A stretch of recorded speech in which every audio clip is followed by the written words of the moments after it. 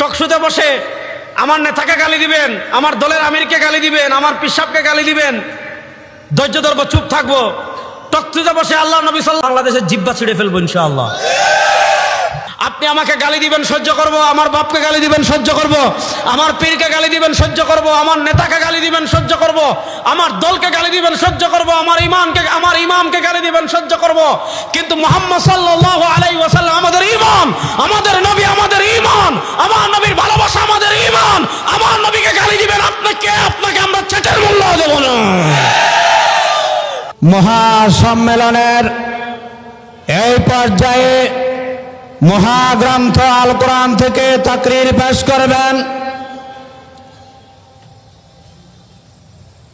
মুফতি রাজাউল করিম আবরার, মুফতি রাজাউল করিম আবরার, মুহাদ্দিস জামিয়া মাহমুদিয়া যাত্রাবাড়ি। আমি হযরতকে তেনার মূল্যবান তাকরীর পেশ করার জন্য সবিনয় অনুরোধ করছি। সবাই একবার জুড়ে বলেন আলহামদুলিল্লাহ।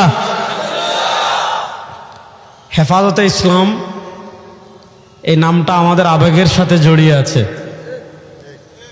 যারা বাংলাদেশ থেকে হেফাজতে ইসলামকে সরিয়ে দিতে চেয়েছিলেন এবং ঢাকায় দম্ভ ভরে বলেছিলেন এক রাত্রে শেষ করে দিব, হেফাজতে ইসলাম বাংলাদেশে আছে, তারা কিন্তু বাংলাদেশ ছেড়ে সবাই ভারতে পলায়ন করেছে।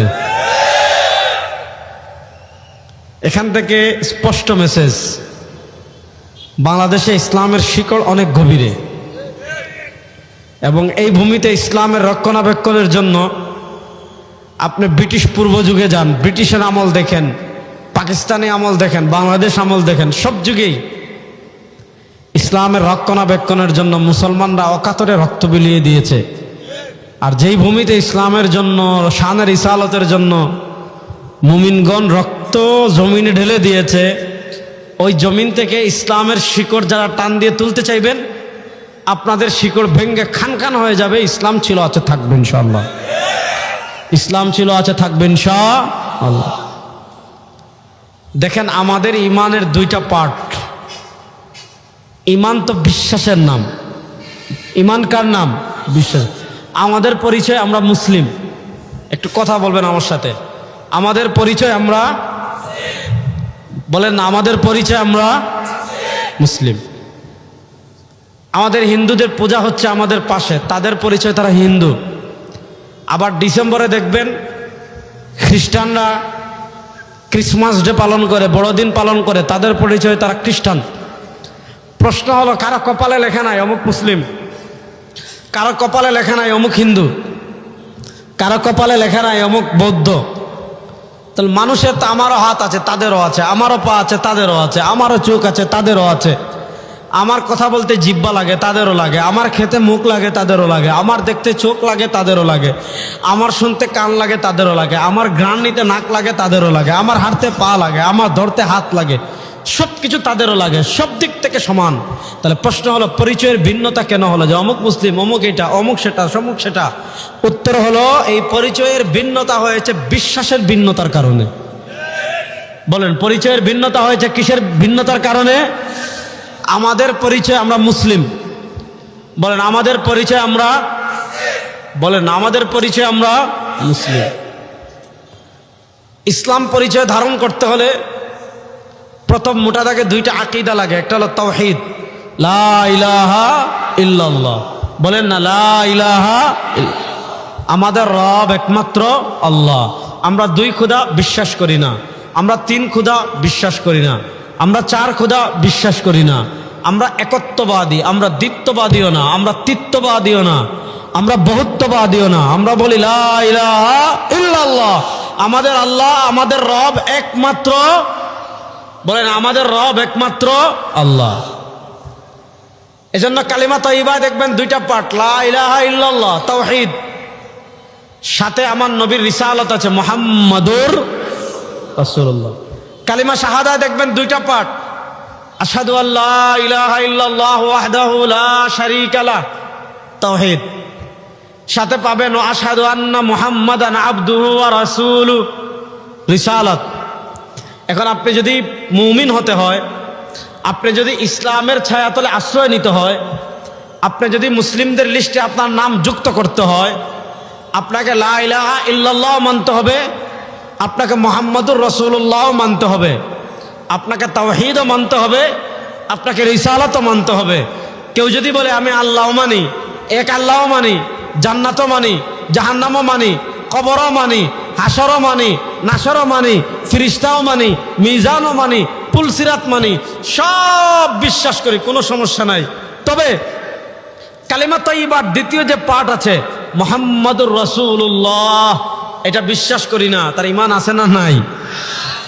কেউ বললো আমি আল্লাহ মানি, কবর মানি, হাসর মানি, নাসর মানি, কোরআন মানি, আসমানি কিতাব মানি, পূর্ববর্তী সব নবী মানি, রাসূল মানি, সব মানি, তবে আশহাদু আন্না মুহাম্মাদান আবদুহু ওয়া রাসূলুহু, মুহাম্মদ সাল্লাল্লাহু আলাইহি ওয়াসাল্লামকে আল্লাহর নবী মানি না, মুহাম্মদ সাল্লাল্লাহু আলাইহি ওয়াসাল্লামকে আল্লাহর রাসূল মানি না।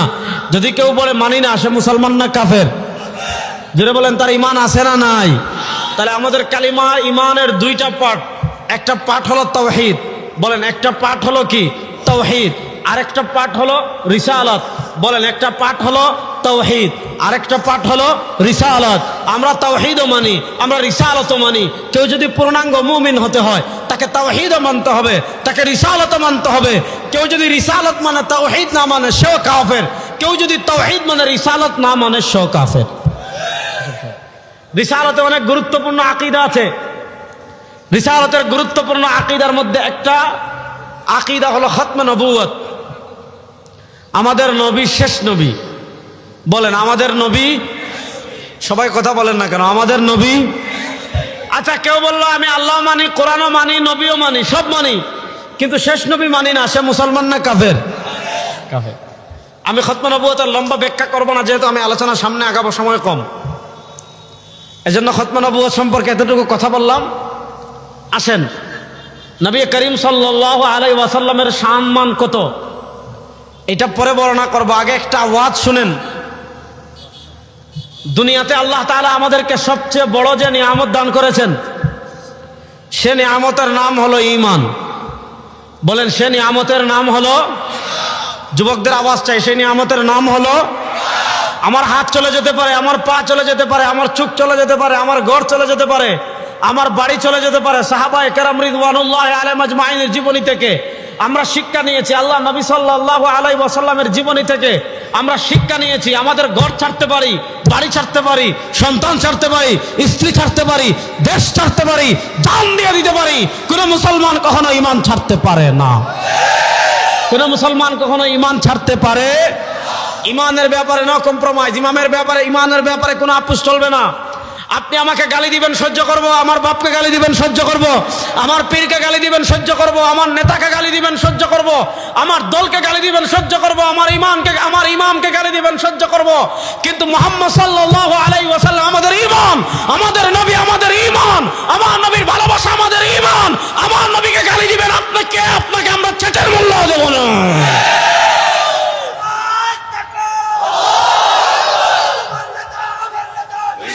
কথা ভালো করে শুনেন, আমাদের নবী আমাদের ঈমান। বলেন আমাদের নবী আমাদের, বলেন আমাদের নবী আমাদের ঈমান। আল্লাহ তাআলার সবচেয়ে বড় নিয়ামত। বলেন আল্লাহ তাআলার সবচেয়ে বড় নিয়ামতের নাম কি? যুবকরা কথা বলেন, আল্লাহ তাআলার সবচেয়ে বড় নিয়ামতের নাম কি? কোনো সন্দেহ আছে?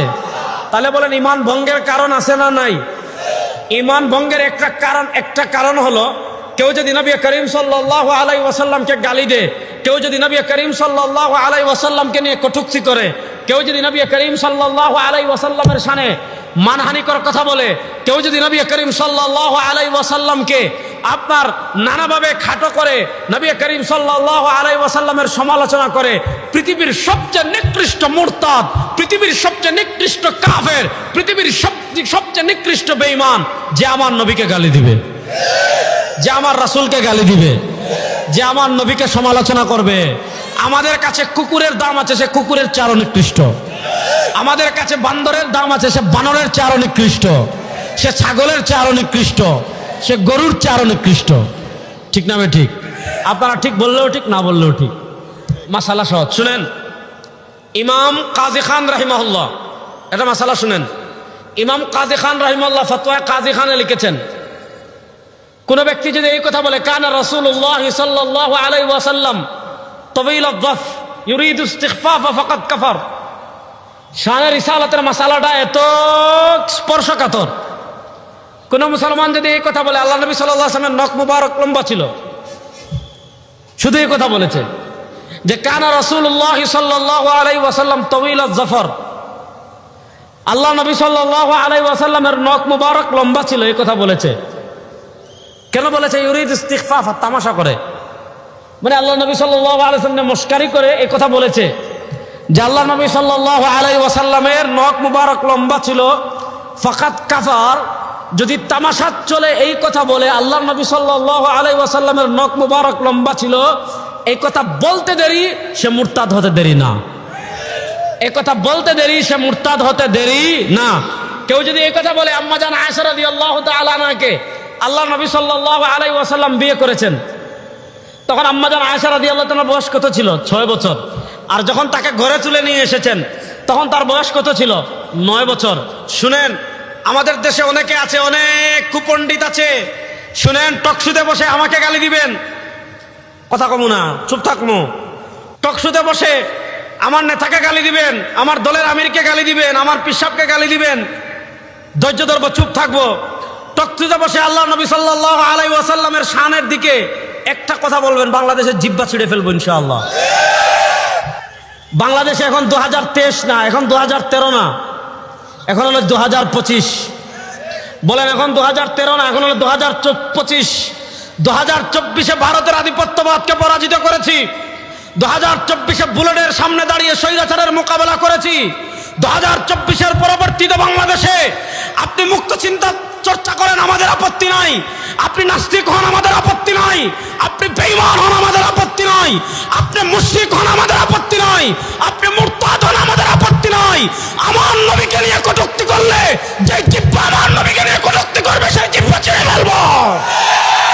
আমার নবীর শানের দিকে যে হাত উঠবে, সেই হাত ভেঙে টুকরা টুকরা করে দেওয়া হবে ইনশাআল্লাহ।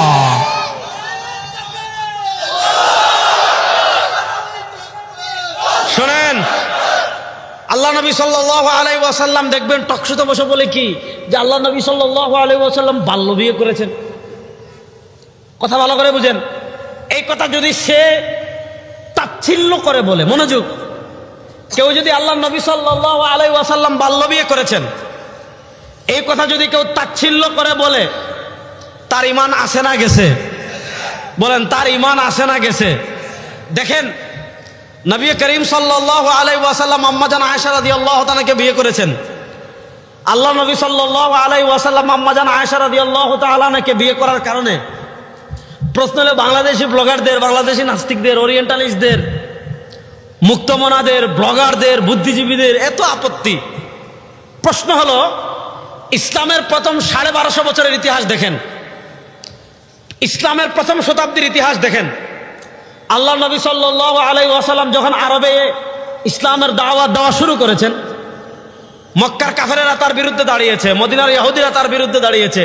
প্রশ্ন হলো, এটা যদি ত্রুটিযুক্ত কাজ হতো, যে লোকরা, যে কাফেরেরা আল্লাহ নবী সাল্লাল্লাহু আলাইহি ওয়াসাল্লামের দোষ তালাশ করতে করতে করতে করতে করতে করতে করতে করতে কোনো দোষ না পেয়ে, কখনো বলে মাজনুন, তিনি একজন পাগল, কখনো কোনো দোষ না পেয়ে বলে সাহির, তিনি একজন জাদুকর, কখনো দোষ না পেয়ে বলে কাহিন, তিনি একজন গণক।